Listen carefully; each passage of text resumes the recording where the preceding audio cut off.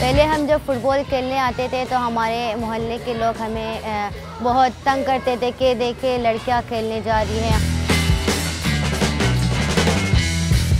मुझे कम्युनिटी के सामने बहुत सारे लोगों ने आके मेरे वालदा को मुझे तंग करना शुरू किया कि अपने बेटे को समझाओ, ये लड़कियों को मैचों पे ले जा रहे हैं।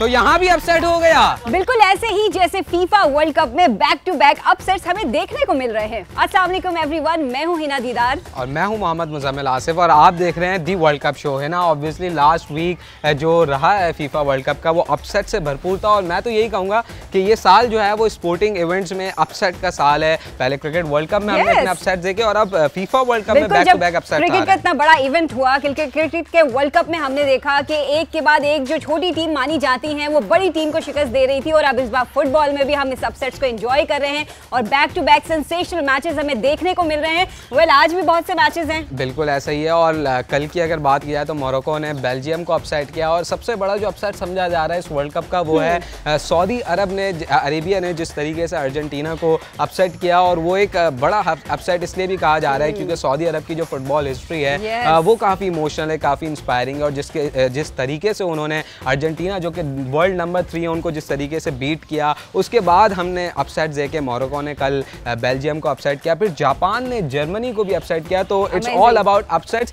तो शायद ये वर्ल्ड कप से ज़्यादा अपसेट्स पर फोकस है, तो यही हमने इस साल देखा है और आगे भी लगता यही है कि यही होगा। अच्छा, ये वर्ल्ड कप अगर हम जनरली बात करें तो बहुत हिस्टोरिकल वर्ल्ड कप है। पहले तो कतर में इसका इनेकाद होना एक कंट्रोवर्शियल के साथ साथ एक बहुत मेमोरेबल भी होता जा रहा है और जो अपसेट्स का जिक्र करें सऊदी अरेबिया का अर्जेंटीना को हराना, बहुत सी चीजें हैं इस वर्ल्ड कप के साथ जो हम आगे फ्यूचर में लेके जाएंगे। तो आगे बढ़ते फीफा वर्ल्ड कप है और जब फुटबॉल की बात हो और पाकिस्तान उसमें इन्वॉल्व ना हो, ऐसा हो नहीं सकता। दो के पाकिस्तान में हम इन्वॉल्व हैं, आपने बिल्कुल देखा। ऐसा ही है। हम फुटबॉल के जो चाहने वाले हैं इस मुल्क में वो बहुत ज्यादा है। आपने लियारी देखा, मलीर देखा, जिस तरीके से है ना उन्होंने सजावट की और इस फुटबॉल को जिस तरीके से वेलकम किया। वैसे ही आज हम एक हज़ारा कम्युनिटी की कुछ बच्चियों के पास आए हैं। ना सिर्फ वो जो है फुटबॉल को फॉलो करते हैं बल्कि उनका जो फुटबॉल का अपना टैलेंट है ना वो काबिले दीद है और आई एम रियली इम्प्रेस्ड जिस तरीके से वो बच्चियां फुटबॉल खेलती हैं। तो है ना व्हाट डू यू से? एंड आल्सो मुजम्मिल है क्योंकि हम पाकिस्तान की फुटबॉल को लेकर जो भी फुटबॉल पैशनेट प्लेयर्स हैं हमारे पाकिस्तान में, वो सबका यही ख्वाब है, हम सबका ये ड्रीम है। और इस शो में भी हम यही कोशिश कर रहे हैं कि जो टैलेंट है पाकिस्तान फुटबॉल प्लेयर्स को लेकर वो हम आप तक ले आए। और हज़ारा कम्युनिटी का जो हमने दिखाया, ये जो फुटबॉल की टीम है इसमें भी भरपूर पैशन है, जिस तरह लियारी और मलीर का जिक्र किया मुजम्मिल ने। बिल्कुल ऐसा ही है। तो आपको मिलवाते भी हैं और सबसे अच्छी बात है ना ये है कि ये बच्चियां जिन बैकग्राउंड से निकल कर आती हैं और जिस तरीके की रिस्ट्रिक्शंस इन पर होती है उसके बाद फुटबॉल ग्राउंड में आना और फुटबॉल के कॉम्पिटिशन्स में बिल्कुल वैसे ही हिस्सा लेना जैसे बाकी खिलाड़ी लेते हैं, तो बड़ी इंस्पायरिंग स्टोरीज है। तो आपको भी सुनाते हैं हमारे सेगमेंट आर जैम्स में।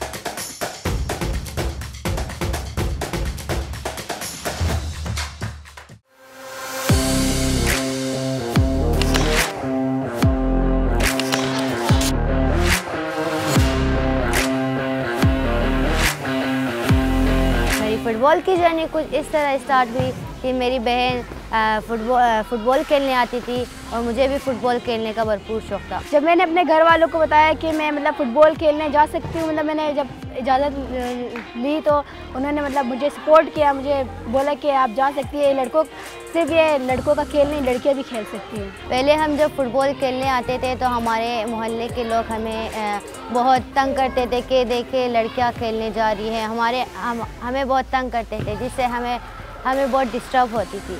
हमने एक बहुत बड़ा मैच खेला जो कि नेशनल वुमेन चैम्पियनशिप है, जिसमें हमारे सेकंड मैच था वापडा के ख़िलाफ़ जो कि एक बहुत बड़ी टीम है। उन्होंने हमें 17 गोल देकर हम लोग उनसे हार हो गए। लेकिन उसके बाद हमारे जो दूसरा मैच था वो था गिलगित के ख़िलाफ़। हमने गिलगित को विन करके हम लोग क्वार्टर फाइनल तक पहुंच गए। उसके बाद जब हम विन करके हम लोग घर पहुंचे तो हमारे वही लोग जो हमें तंग कर रहे थे तो वही लोग हमारा बहुत बेहतरीन वेलकम किया।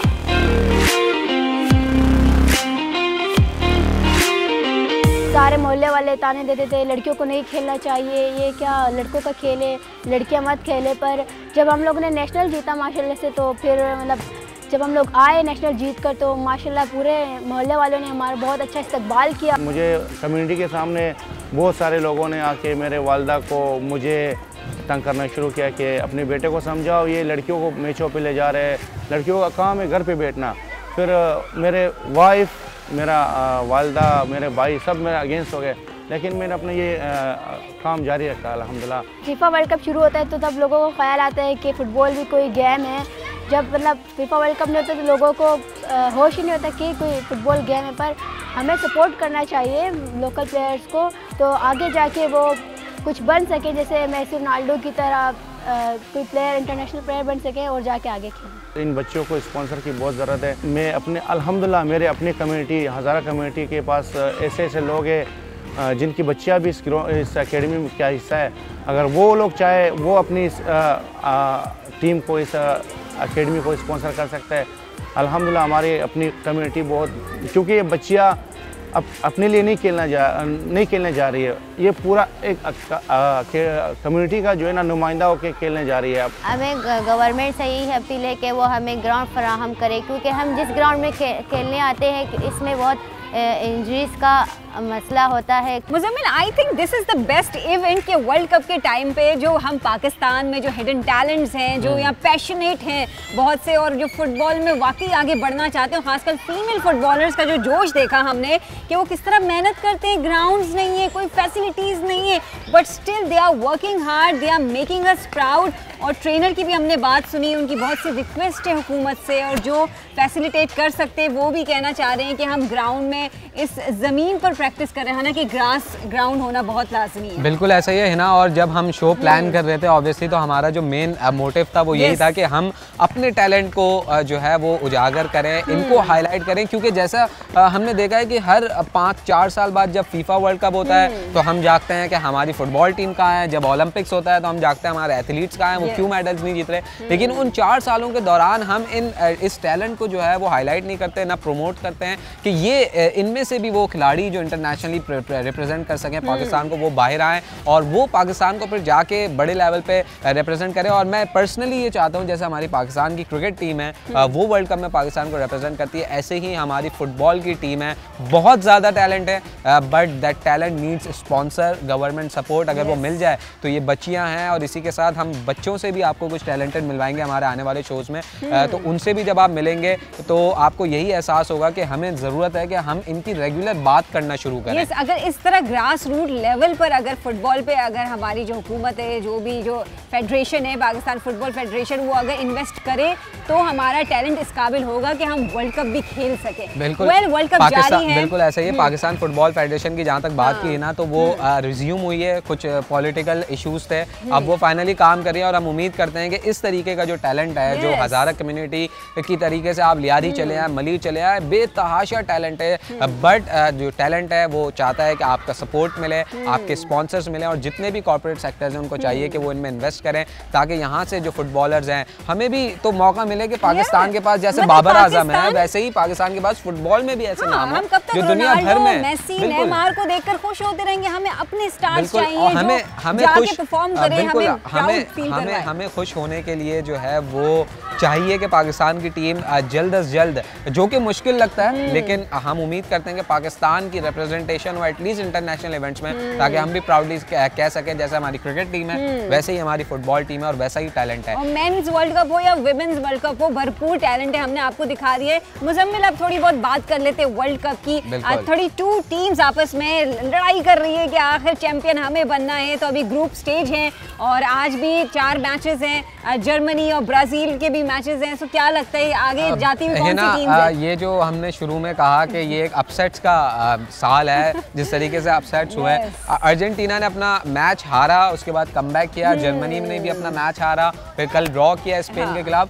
तो अब जो सिचुएशन है वो थोड़ी सी ट्रिकी है इन टीम्स के लिए, क्योंकि अब इनके लिए मस्ट विन गेम्स आ रहे हैं। फ्रांस ने ऑलरेडी क्वालिफाई कर लिया, डिफेंडिंग चैंपियंस हैं, और पहली टीम बने कि वो राउंड ऑफ 16 में जाके क्वालिफाई किया उन्होंने। तो अब बड़े इंटरेस्टिंग पिक्स होंगे। वो जो बाकी की 15 टीम्स हैं वो कौन होंगी, वो आने वाले 1-2 दिन में में जो सिचुएशन है वो क्लियर हो जाएगी। लेकिन बड़ी टीम्स को बड़ा टफ टाइम मिला है इस टूर्नामेंट में, जैसा कि हमने देखा कि सऊदी अरेबिया ने अर्जेंटीना को हराया, फिर जापान ने जिस तरीके से जर्मनी को अपसेट किया, फिर कल रात को मोरक्को ने जिस तरीके से बेल्जियम को हराया। तो ये एक थोड़ा सा वो कहते हैं ना ट्विस्ट एंड टर्न्स इस टूर्नामेंट में आ रहा है, और यही खूबी है। और साथ साथ बात बिल्कुल ऐसे ही है, और साथ साथ बात करते चले कतर की, तो आउटस्टैंडिंग अब तक वर्ल्ड कप ऑर्गेनाइज करवाया, जिस तरीके के स्टेडियम्स बनाए तो दाद देनी पड़ेगी, यूरोप को हिला के रख दिया है। बिल्कुल, जिस तरीके के इन्वेस्टमेंट किए। तो है ना, आने वाले शोज में हम इस पे और भी प्रेडिक्शन भी करेंगे, क्योंकि अभी तो बहुत अर्ली हो जाएगा कि हम अगर कोई प्रेडिक्ट करें। बट मैं पर्सनली ये चाहता हूँ कि पुर्तगाल या अर्जेंटीना में से कोई वर्ल्ड कप जीते, क्योंकि इनके जो 2 स्टार प्लेयर्स हैं रोनाल्डो और मेसी, वो अपना शायद ये लास्ट वर्ल्ड कप खेल रहे होंगे, तो उनके लिए एक फेरी टेल विक्ट्री हो जाएगी अगर वो ये जीतते हैं। तो लेट्स सी क्या होता है। तो अब इजाज़त लेते हैं। बिल्कुल, अब इजाज़त मांगेंगे आपसे। आगे के एपिसोड्स में हम और भी बहुत सी स्टोरीज आपके सामने पेश करेंगे, और अगर आप चाहते हैं कि आप किसी चीज़ को फुटबॉल से रिलेटेड चाहते हैं कि हम उसे अपने इस प्रोग्राम का हिस्सा बनाएं, हमारे लोकल, यस, पाकिस्तानी टैलेंट चाहिए हमें, तो हमें कमेंट बॉक्स में लाज़ी बताइएगा कि उस टैलेंट के हवाले से, तो हम उसका भी एक कवरेज करेंगे। That's all for today. हमें इजाज़त दीजिए। अल्लाह हाफ़िज़।